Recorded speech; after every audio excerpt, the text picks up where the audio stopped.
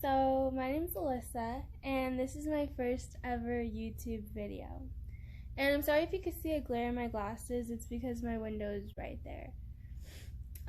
So since this is my first video, I decided that most likely the people that are going to watch me are going to be people I know. So it would be a little pointless for me to do like a get to know me, because everybody that's going to watch is going to know me. So instead, I decided to do it on something I really like watching, and that's like unsolved murder mystery type videos. So yeah, let's get into it. So this is going to be on the Black Dahlia. It's kind of a pretty known case, I feel like. At least I have heard a lot of people talk about it. To prepare for this video, it took a while. Last night I was writing pages and pages of notes for like 3, maybe 2.5, 3 hours. So yeah, but let's start off with the little basic information. So what I found out is that her name is actually Elizabeth Short.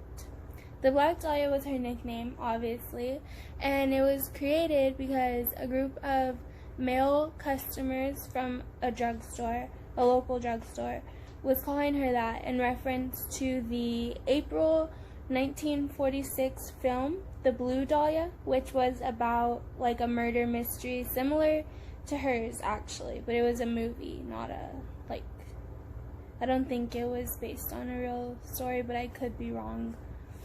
So Elizabeth Short was her name, and she was born July 29th of 1924 in Boston, Massachusetts. She was a waitress, but she was an aspiring actress as well. And so from Boston, Massachusetts, she actually moved to California to pursue her careers. But sadly, she died before she gained any popularity, and she died on January 15th, 1947 in Los Angeles, California. So when I said she died on January 15th, it's actually uncertain if she died on the 14th or the 15th. However, it is known that she was missing starting January 9th. So she was missing January 9th and then died a few days later, either the 14th or the 15th. And she died when she was actually only 22 years old. So that's really sad, and I feel so bad for her and her family. And the case is actually unsolved technically, but there is a pretty big suspect that we will talk about towards the end of the video. So that was some basic information on her, and I'm going to put a picture of her sometime during that little time that I've talked. Now we're going to talk about how and why she became so popular. So, like I said earlier, she wasn't popular for her acting, but more so for the actual murder itself. And you're probably wondering, like, why? Because many people get murdered all the time. But this one was actually really popularized because it was so brutal and so, I guess, like different in a way. Like, all the details.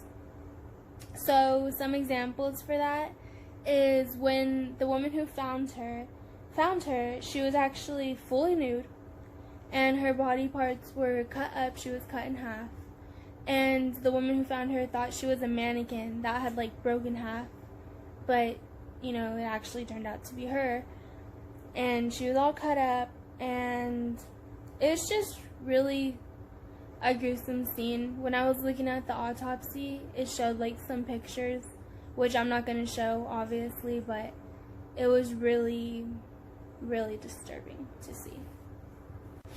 So let's move on to the actual autopsy itself. I have it here word for word. Her official cause of death, what they officially named it, is hemorrhage and shock due to concussion of the brain and lacerations of the face. So basically, she had a concussion, so it was like suspected that she might have been hit in the head a few times, and that caused her to have a concussion, and then she was cut up, all that kind of stuff.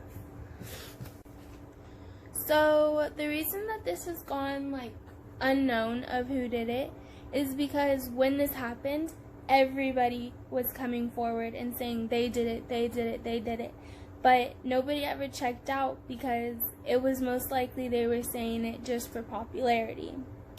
So, as a matter of fact, there was actually 50 people who came forward for this murder and they basically said that they killed her.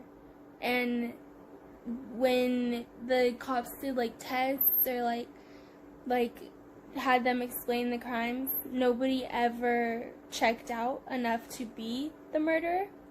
Of those 50, actually only one of them got arrested, and that was Red Manley, I think his name was. He was 26 years old at the time, and he was married.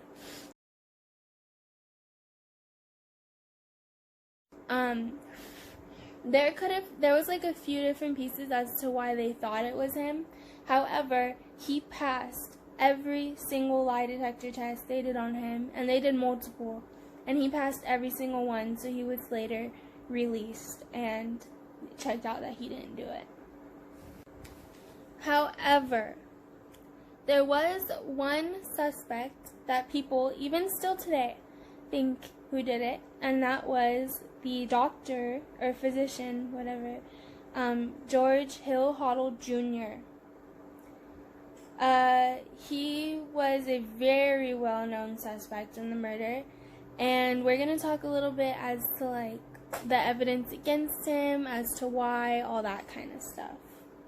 So to begin, he had been a suspect for crimes before, which we'll talk about in a little bit, and then he became even more popular after he died, which was in 1999. After he died, his son came forward and said that he thinks his dad was the one that killed the Black Dahlia, that he was the murderer, and he even accused him of many other pretty known war crimes after that as well. This was not his first rodeo. This was not George Hill Hoddle Jr.'s first murder that he's been a suspect in. His other murder he was a suspect in was actually his secretary, I think. Yeah, his secretary, Ruth Spalding. She died of an overdose. However, people were accusing him of being like the actual murderer because he wanted to cover up some financial stuff that was going on between them. So I'll put a picture of him as well. And he said a quote before he died. He said a quote, and I'm going to put that up as well. And it's a really creepy quote. Like, it makes me think even more that he killed his secretary. And, you know, if he kills once, he could kill again. So not only did he get accused of that, but he also got accused of raping his own daughter. So he's had 3 wives, I believe. And in his first wife, he had a daughter named Tamara or Tamar or something like that. And she actually accused him and told the cops everything, that he raped her or that he would touch her. Like, he would just basically be inappropriate with her. And she had many, like, many witnesses, I guess, like people that could testify against him. However, on the day of court, nobody came forward and said anything, and so it was believed that he might have paid them off or he threatened them and they got scared, and it just made his daughter look like a liar when she swears she wasn't. She swears he raped her. So that's a little suspect. Not only was he accused of multiple things, but he was also well known to leave the country on suspicious times. Not just whenever, like on suspicious times. So after Ruth's death, he actually fled to China for no reason. He said it was for work, but no, he didn't tell nobody anything. Like, he just left. And then after the whole Black Dahlia thing, he actually moved to the Philippines for over 40 years, from the years between 1950 and 1990. And then he moved back into America, where he spent 9 years before he passed away. So that's obviously not like enough evidence to charge somebody. It's just like suspicion of stuff.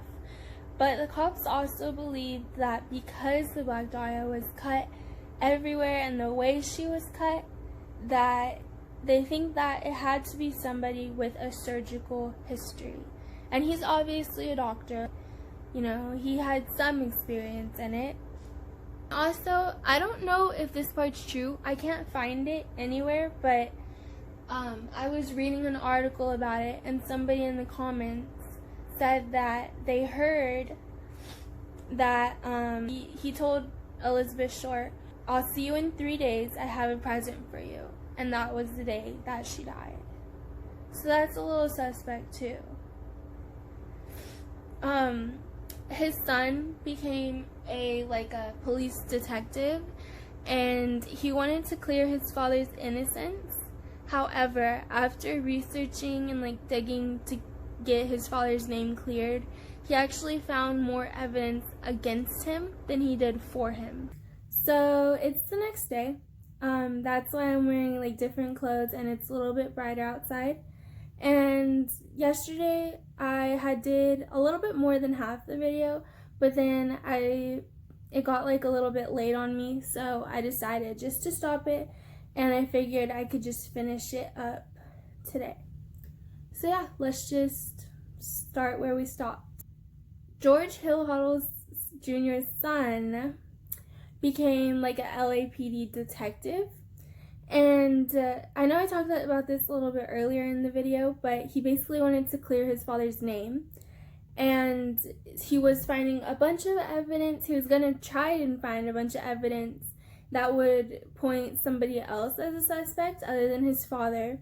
However, when he dug more into it, he realized that there was actually more evidence against his father than more evidence that could support his father saying he didn't do it.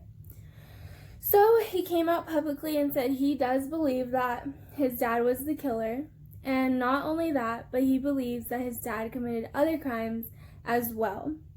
And this could include the Chicago lipstick killer, which took place in the late 40s in Chicago, obviously, and also the Zodiac killer, which took place in the late 60s. And that's why he also said that he thinks his father actually left the Philippines and wasn't there for the full 50 years that he said he was, and that he left, came to America, committed more crimes, and then went back to the Philippines. That's what his son believes, at least.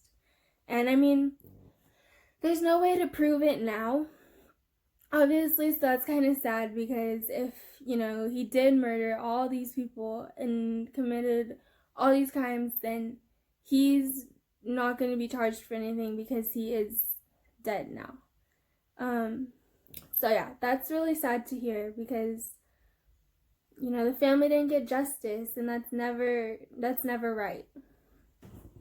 So yeah, this is actually coming up towards the end of the video already. Like I said, I finished more than half of it yesterday, so this was just the little bit I had left. However, I wanted to know what did anybody else think about who did it, because he was the biggest suspect. But again, I mean, you can never know for certain, but everybody has opinions, so just let me know. And if you guys want to look more into this case, there's actually an episode about it on Dr. Phil, and I'm pretty sure it's where the son comes on Dr. Phil and he talks about the case, but I could be wrong about that. I didn't watch it, but I remember hearing about it. And then also, there's a show called Cold Cases, and they have an episode about it as well. It's season 5, episode 16.